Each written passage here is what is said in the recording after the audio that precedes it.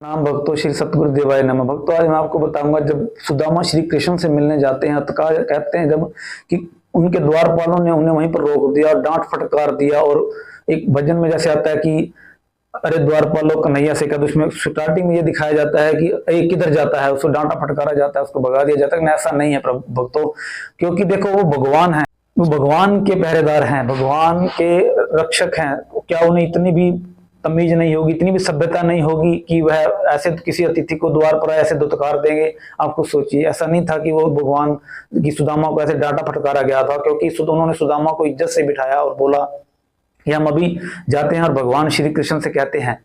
तो सुदामा बोले कि अगर भगवान कृष्ण राजा हैं, अगर वो काम में व्यस्त हों तो उन्हें बोल देना कि ऊपर खिड़की से मुझे देख ले, मैं सिर्फ उनका दर्शन करना चाहता हूं, तो उन्हें आप डिस्टर्ब मत करना। जब द्वारपाल भगवान श्री कृष्ण के पास गए और कहने लगे कि सुदामा कोई व्यक्ति आया है, दीनहीन हालत में है और आपसे मिलना चाहता है, तब भगवान कृष्ण उस वक्त भोग लगा रहे थे, प्रसाद ग्रहण कर रहे, तो भगवान कृष्ण ने वो प्रसाद भी वहीं छोड़ दिया और उसी वक्त वहां से भागे।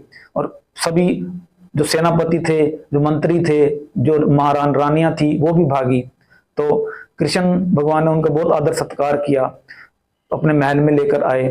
तो देखो, ये कहा जाता है कि सुदामा जो है, जो गरीबी सुदामा के हिस्से में आई थी, वो कृष्ण के हिस्से में आनी थी। क्योंकि एक बार जब गुरु घर में शिक्षा ग्रहण कर रहे थे तो वहां पर भृगु ऋषि आते हैं, मांगते हैं। तो अंदर से एक स्त्री आती है, बोलती है कि प्रभु अभी यहाँ पर खाने का कुछ भी नहीं है आश्रम में।